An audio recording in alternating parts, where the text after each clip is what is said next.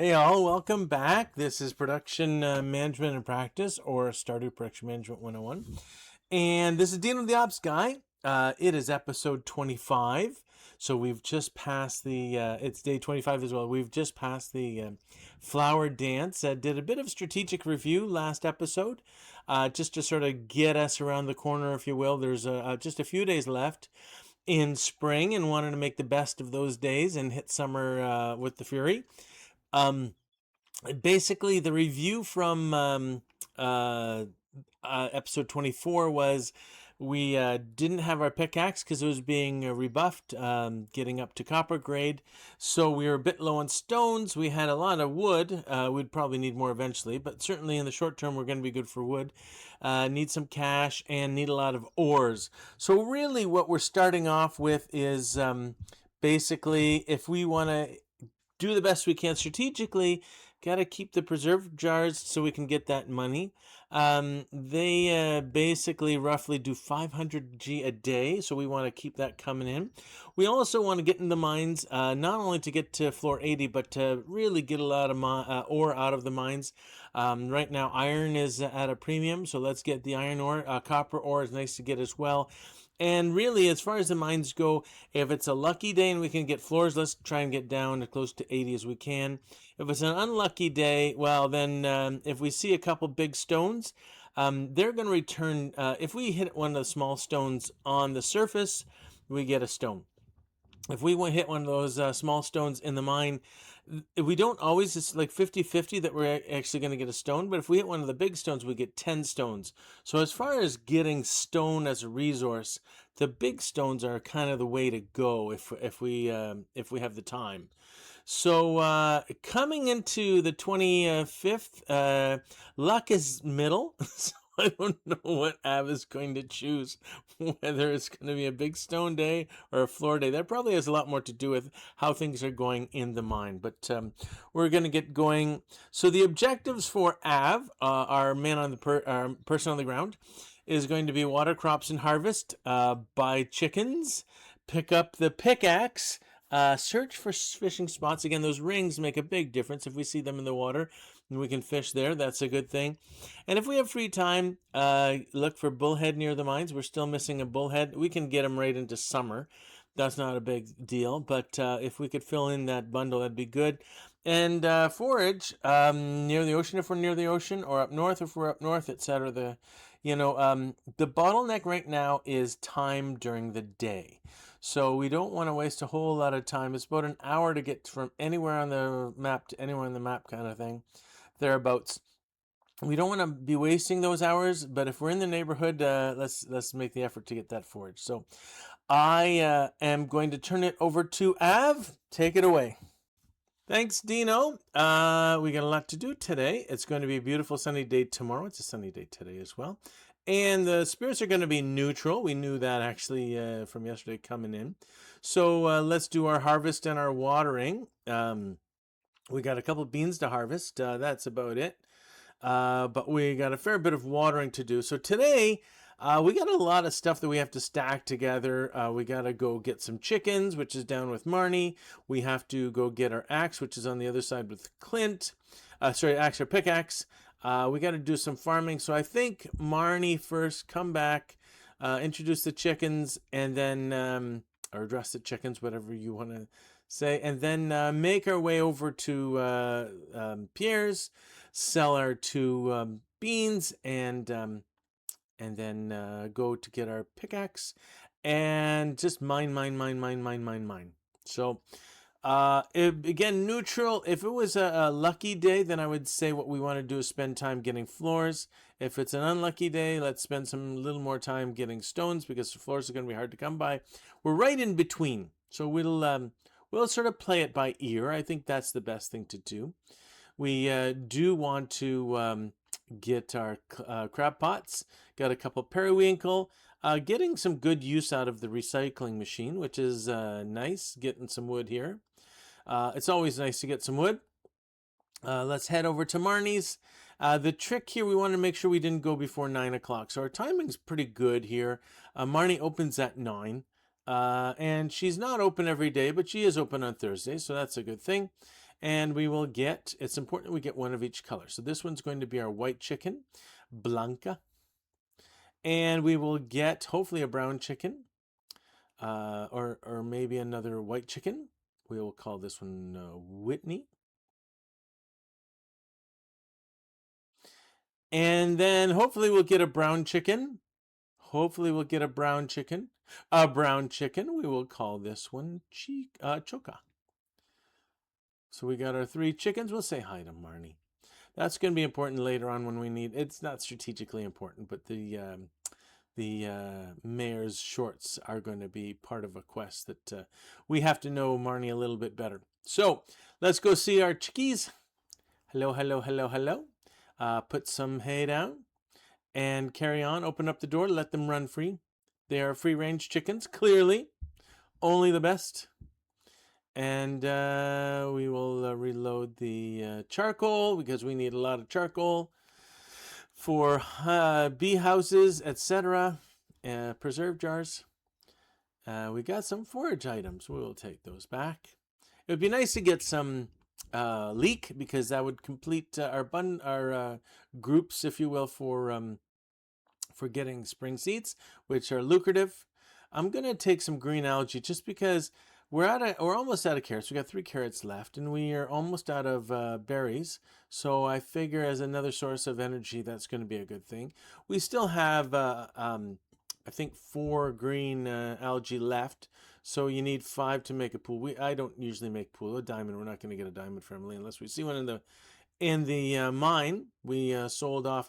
I wanted to keep the higher quality green beans just because if they show up in a quest, it helps us have the higher quality, and the delta isn't that much. So sell the cheaper ones. We got our copper pickaxe. I'm excited. So let's get up north. We'll take an alternate route to see. Yes, there is some forage item. And then we will cross. If we go north up the right side or the east side of the lake river, it takes us a lot more time to get. So we're not going to do that. Oh, more forage items. That's good. At some point we will, because there's sometimes there's good places we can dig in the soil. We will say hi to, we'll say hi to Linus, and we'll put our fishing rod in. And we're going to get some fish. Fishy.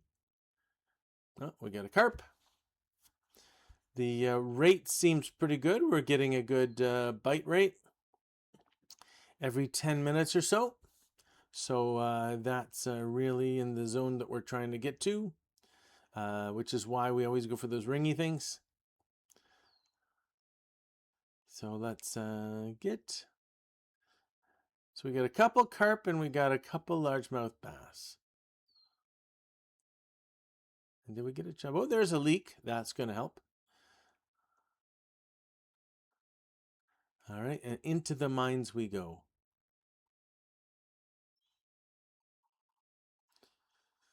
Yeah, we did get a chub. Oh, sorry, not a couple largemouth bass, just one largemouth bass and a chub. And now we are into the snow levels. Let's get some iron. Oh, I didn't want to do that, but oh well. So sometimes when I hit 3, which is pickaxe, it doesn't actually hit 3. Here's a big stone we're going to get 10 for. We get 2, and that's our slingshot. And then we end up throwing away stones instead of getting stones. We're getting some good ladder time here. This is good. This is very good. We'll get our big stone plus 10. And another ladder. Ladders are coming on well. Okay, so let's unload so we don't run out. It'll be nice when we get to the 36 pack. But even with the 36 pack, sometimes we run out of space. I think that's just the nature of how much variety there is in the game. How many different items and, even the same item, if it's different quality, it doesn't stack together sort of thing. So if we do hit a floor, it's nice to go up and just sort of empty what we got. We're getting hungry. Let's use up all of our salmon berries, like both of them. And then we'll get back to kicking some slime butt. We got we got a new shirt. You know what? I think I'm going to take this opportunity to change. Okay, that feels better. So we don't have our overalls on anymore. We still have shorts on, though. I don't know how Stardew Valley, they think overalls are just a top. and you still have to wear shorts. But I'm happy about that because I didn't have to change my pants. I just had to change my shirt. So we now have a sugar shirt on. We are going to eat the green algae that we brought so that we get some energy and continue on mining. And hopefully we are on level 46. It's a long ways to level 50, but we'll see if we can get close. But along the way, we are going to get this ore, especially the iron ore and the copper if we find it. So we got a little bit of a bat problem right now. You get the change in lighting and say, hey, Av, you got to fight some bats. So we fight some bats. Oh, there's a ladder there. You know what? We're going to keep playing. We're going to use this opportunity to get the bats, some bat wings, and to get the iron. And then we're going to change floors. Okay, and now we got these sprites. They're a lot of fun, actually. They just keep bouncing around. Sometimes they'll knock over some rocks. But they sometimes drop coal, which is a good thing. Actually, quite often they drop coal. So that's kind of a nice thing to get. We can use the coal for sure. It saves us using the kiln. Like I said, we got an aquamarine. That's pretty impressive. And that actually helps with a bundle. So that's going to be in our favor for sure. Doing some mining of ore, some killing of sprites, some killing of slime. All good. And see if we can find the ladder. This is it's a little. I didn't think it'd be this difficult. We're quite a ways into, and this is where having sort of the medium. Oh, and we got a frozen geode. This is where having sort of medium luck kind of gets in your way. Oh, there it is. That sometimes you got to really, really search for the ladder.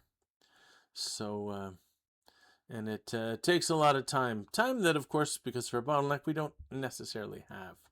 We are full. Oh, and we also got a crystal fruit. So I just put the stones up into the slingshot so that we don't have to take a spot for those. That's a neat little trick for making more room, but it only makes one. We're going to eat our carrot, and that's going to use up, if we're stuck, we'll eat all of our carrots, and that's going to use up another slot. And we got a whole bunch of dust sprites. That's awesome. We will clear those up. Yeah, now we're coming to the point where we have to finish the carrot just to pick some stuff up off the ground. Okay, so we are officially full. Again, it'd be nice to have the 36 pack, but we don't have that yet. As long as we keep getting stuff that we already have, charcoal, iron. Oh, there's a coffee bean. We have to get the coffee bean. It is very necessary that we get the coffee bean. We are going to go back for that coffee bean. The coffee bean is important. Drop the sap. We are good. Coffee bean, good. Coffee bean, good. So with the coffee bean, it grows in the spring and the summer. So we got it early. This is nice. And then we'll want to use it in the greenhouse. If you don't find it, it costs you like I think $2,500 from the traveling cart just to get it. So that's kind of a pain. So it was really nice that we did find it. We did. This is a really good haul. I'm happy with this. So we can change our boots. We go from a 1-1 to a 2-2. It has 2 defense and 2 immunity instead of the 1 defense and 1 immunity. We don't have a lot of time. It's still it's getting close to midnight, but it still presents ladders, so we will use those ladders. So this floor, number 52, this sort of long layout, there's coal at the end the first time you do it. So we're going to go for the coal, even though we see a ladder along the way. And then we're going to have to decide, oh, and there's also jade here. Then we're going to have to decide what we're going to do. Yeah, it is midnight. As far as the next, no, we're not going to play the next level. That's going to take way too long. So we're going to head our way back. And we're going to be very selective. So we're going to move everything into the chest and then only pull out it as we need so that we know what we're doing here. We definitely want the coffee bean because we actually want to plant that right away. It takes a long time to get your first coffee bean, but once it grows, it's a fair bit of return. And then once we get kegs, there's a lot of return for the keg. So that's good. So now I'm thinking we want the leek instead of the carrot. The cave carrot, because that's going to give us our bundle so we can throw money in right away. So that's going to help. We are running late. Well, there's a little bit of time, but if we're planning on planting, we're going to be cutting it pretty tight here.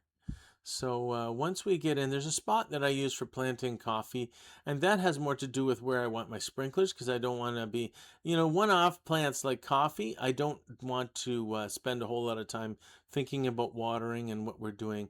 The other thing is this chest that we have out here. Because gems are kind of a B item, I try and use leave the gems out here and leave the other chest for A items. So any kind of minerals tend to stay out there. We do want to get a couple three cauliflowers so we can refill the jars. That's going to be lucrative. We also want to be able to make our seeds so that we can sell the seeds. We also want to have the iron in the hot bar so that we can smelt some iron. It takes longer to smelt iron than copper, so it's nice to do it overnight. You don't have to deal with that.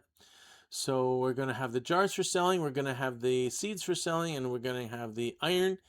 And we don't need a charcoal because we're going to pick one up from the kiln in there.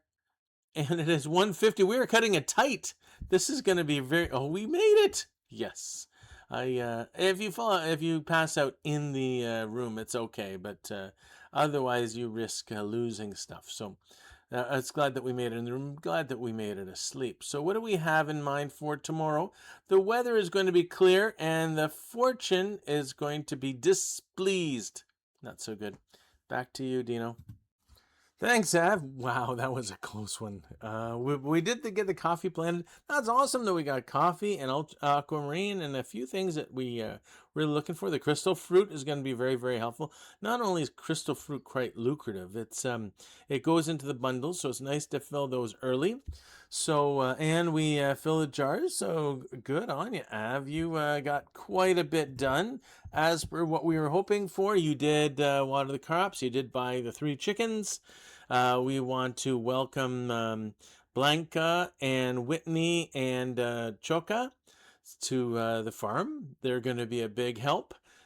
We did pick up the pickaxe, so now we have a copper pickaxe. It works very, very well, we found. And we found some spots for the fishing. We had to leave the fish behind at the mine because we didn't have room, but still a good lucrative. We'll pick them up another time and cash those out. So all in all, when we didn't get any bullhead, maybe there's no bullhead this year. Oh, that'd be tough. Anyway, so we're going along. I think Av's doing a fantastic job. We are looking potentially at getting more preserve jars. So I wanted to go through the sort of the capacity model, if you will. So in operations management, production management, we talk about a capacity model.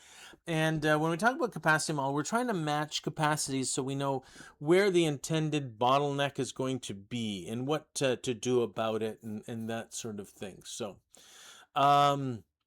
So let's say we have, we can calculate if we have, and we do have 4 preserves jars, the 4 machines, and each one takes 3 days. It actually takes between 2 and 3 days. I think it's like 4,000 minutes or something like that. But because we're not on it all the time, really the cycle that we're going to sort of, use is going to be every 3 days we expect it. If we can get it faster than that, if we find, let's say Tuesday afternoon we see it, and then Wednesday morning or Friday morning we see it or whatever, so that we can do faster than every 3 days, that's great. But let's not plan on that. So if we're doing a 3-day cycle, that means we're getting a jar from each machine every 1/3 of a day, or 0.33 jars per day, if you will. So the total capacity of the 4 machines is going to be 4 times that, or 1.33 jars per day. And that's just essentially the machine times the capacity of each machine. And then if we look at, well, how many cauliflowers does that mean? Because 1 cauliflower goes into a jar, or 1 batch of cauliflower goes into a jar. One unit cauliflower goes into 1 unit jar. So that's going to be the same rate. It's going to be, we can basically process 1.33 cauliflower per day. Well, we have 26 on hand. That's our cauliflower inventory. So that's divided through by 1.33. That means we have 19 and a half, just over 19 days of cauliflower that we in our inventory currently. That's a lot of days. If we add what's in the ground, It should be sort of cauliflower inventory plus ground or plus field, if you will. I don't kind of got chopped off there. That's okay. So we have 99. There's the 26 growing, and then there's the additional balance that's sorry, a 26 is on hand, plus what's growing gives us 99. So once we get going with all our cauliflower, we're going to run uninterrupted in cauliflower for 74 and a quarter days. That's a lot of days. That's more than a month. That's more than 2 months. So let's say, well, we want to go more than the end of this month for sure, because the next big crop that goes in is melon. Melon is a little better than cauliflower, but up until melon, cauliflower is the best thing we have in the preserves. So once melon starts, it's going to be at least 12 days into summer. So if we count the end of spring plus the 12 days, it's going to be 15 days that we have to cover. Well, at the end of 15 days, we're still going to have 79 cauliflower left over once we get our first melon. So there's going to be a bit of transition. Maybe we want to keep a little extra cauliflower, but 79 is a lot of extra cauliflower.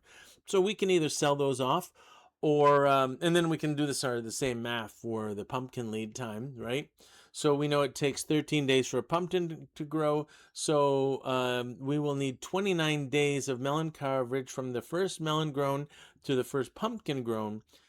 So we'll need 38 melon, right? Sorry, 38.6, so we'll call it 39 melon plots. 39 melons. And then given that we can do 2 melons cycles in the summer, that works out to about 20 plots required for melons. And we want to do plots in threes, in nines essentially, or multiples of threes, where we can get groups of nines together so we can take advantage of the bigger melon, the great melon, if we can. So from that standpoint, we'll probably go up to 21. So we are planning now, if we have 4 preserve jars, to do 21 melon plots minimum. And then anything more than we can use elsewhere. But for just 4 preserve jars, we will have more than enough cauliflower.